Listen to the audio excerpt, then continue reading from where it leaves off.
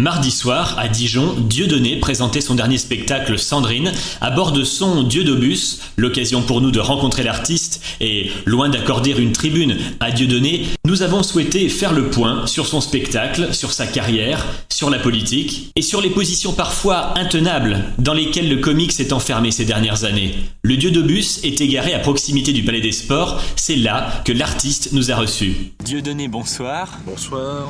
Vous avez déclaré récemment que le nouveau spectacle Sandrine n'était pas un spectacle politique, mais un spectacle qui traitait de questions plus sociales. Oui, le couple a une dimension politique, hein, c'est vrai. Je traite de relations homme-femme, d'un homme et d'une femme, plus particulièrement Sandrine et Patrick. Je reviens quelques années après un autre spectacle qui s'appelait Le divorce de Patrick, avec mes deux personnages centraux, donc Sandrine et Patrick. Et donc ce spectacle s'appelle Sandrine, et je reviens quelques années plus tard sur cette situation-là qui s'est détériorée et qui a entraîné Patrick dans des extrémités de violence qui l'ont conduit devant les tribunaux.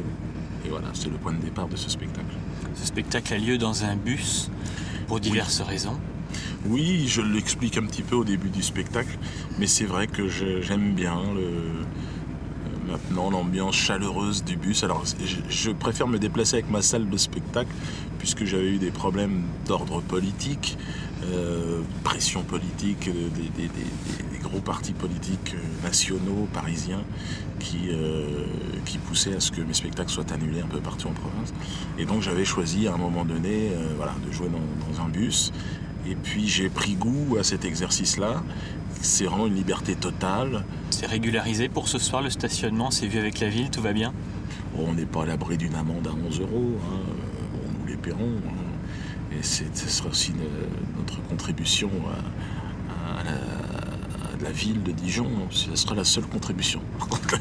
L'autre contribution, ce sera évidemment avec l'État français. Mais non, la ville de Dijon, non, nous ne dormirons même pas à Dijon. Mais nous reviendrons, là on y est toutes les semaines, donc je reviendrai à Dijon, c'est sûr. Est-ce que vous pensez, tôt ou tard, arriver à sortir du purgatoire politique dans lequel vous vous êtes fourré ? Oui, je pense que ça fait partie de l'aventure artistique de manière générale et humoristique de manière tout à fait particulière.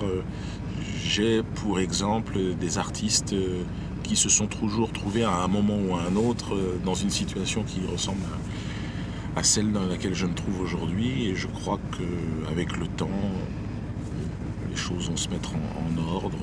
Je n'ai certainement pas eu toujours le talent de me faire comprendre. J'ai subi une hystérie aussi disproportionnée. Alors est-ce bien tout de même une question de talent ou simplement une question de choix ? Si on fait par exemple référence à d'autres grands comiques comme Coluche ou Desproges, ils faisaient rire en tapant sur les petits, sur les grands, sur les patrons, sur les ouvriers, sur les blancs, sur les noirs. Vous, on a l'impression que vous avez choisi votre cible et que c'est un peu fantasmatique, quoi. Oui, on peut. Il y a effectivement la critique me concernant, c'est oui, Dieudonné a un problème avec notamment les sionistes. Non, moi j'ai un problème avec tout le colonialisme de manière générale, mais je dirais que dans ce spectacle, je traite du divorce. Par exemple, dans d'autres spectacles, c'était encore autre chose, la laïcité. Non, je ne pense pas me focaliser. Ou si je l'ai fait, peut-être ce n'était pas consciemment, alors à ce moment-là, et j'ai l'impression, j'ai la réel que là, en tout cas, sur ce spectacle-là, c'est bien le rapport homme-femme qui est le cœur de cette inspiration. Votre public, est-ce que c'est un public généraliste qui vient chercher le comique de situation sur des questions comme le couple, ce que vous évoquiez, ou est-ce qu'il y a toujours une tendance politique, une tendance vraiment clivage très marquée ? Je pense que c'est plutôt la liberté d'expression. J'ai un public qui est très attaché, enfin en tout cas qui trouve dans ma démarche et dans la résistance dans laquelle je me suis inscrit, ils y voient oui, un résistant, un homme talentueux qui les fait rire. Donc je les remercie de me voir ainsi. Une question de politique purement politicienne cette fois. Quand on fait moins de 5% à une élection et singulièrement moins de 2%, on arrête parce qu'on n'a pas le choix. Qu'est-ce que vous comptez faire avec le parti antisioniste ? Alors, c'était un point de départ. Il faut savoir que tous les mouvements de résistance, même celui insufflé par le général de Gaulle, quand il est parti en Angleterre, ça commence avec 0,001%. Là, on n'en est même pas là. On a dépassé le 1% symbolique, qui est plus de 40 000 personnes en région parisienne qui ont voté pour cette liste-là. Moi, je pense que c'est important. C'est une liste qui m'a paru vraiment justifiée. Alors, ces 40 000 personnes vont peut-être... ça a donné des idées à plein de gens. Moi, en tout cas, je ne ferai pas partie de l'aventure politicienne, parce que je suis un artiste et que je préfère ça.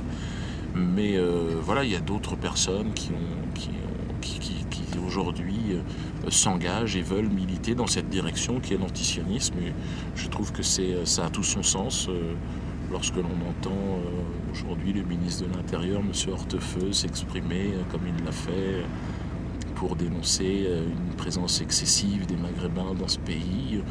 Oui, c'est le raisonnement sioniste. C'est exactement sur cette base de raisonnement-là qu'il y a eu les bombardements sur Gaza. C'est un petit soldat de Tsahal qui s'exprime.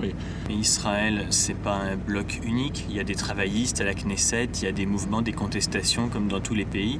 Est-ce que finalement, en fixant sur cette question du sionisme, on ne crée pas soi-même la division entre les peuples? On reproche, et vous reprochiez ce propos de Brice Hortefeux, c'est pas ce que vous faites finalement en choisissant une autre cible?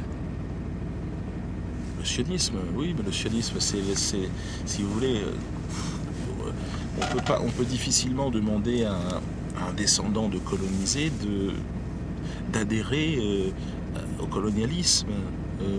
Non, je suis anticolonialiste.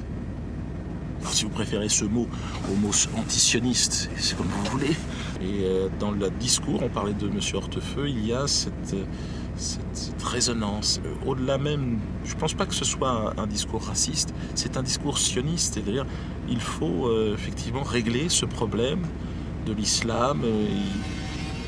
Imaginez une seconde que dans son discours, il est inversé, s'en soit pris par exemple, non plus aux musulmans, mais aux juifs par exemple. Est-ce qu'il n'aurait pas été renvoyé dans la demi-heure qui suivait ? Vous prenez cette distinction entre antisioniste et antisémite, mais est-ce que vous ne craignez pas qu'une partie de votre électorat ou de vos supporters, eux, n'aillent pas forcément dans la nuance ?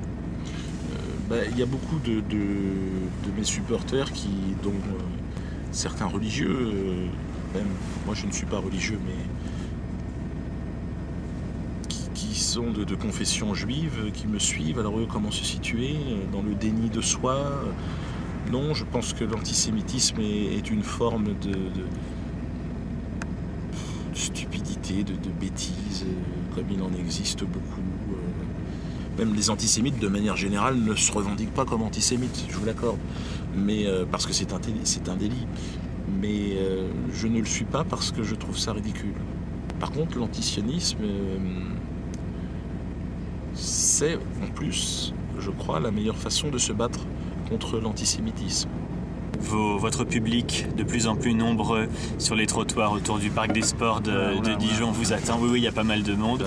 On va vous laisser. On vous retrouve quand à Dijon, simplement? Prochaine date déjà fixée? De toute façon, ça fait déjà en 2 semaines là, on s'est déjà vu. C'est vrai, ça va faire 4 représentations. Bon, c'est vrai que la salle est petite, mais je reviendrai. On va voir en fonction, encore une fois, du remplissage de ce soir. On devait rester faire un spectacle. On a rajouté une 2e, puis alors là maintenant c'est une 3e, puis une 4e. Bonne soirée et bon spectacle, Dieudonné. Merci, à bientôt, Dijonais.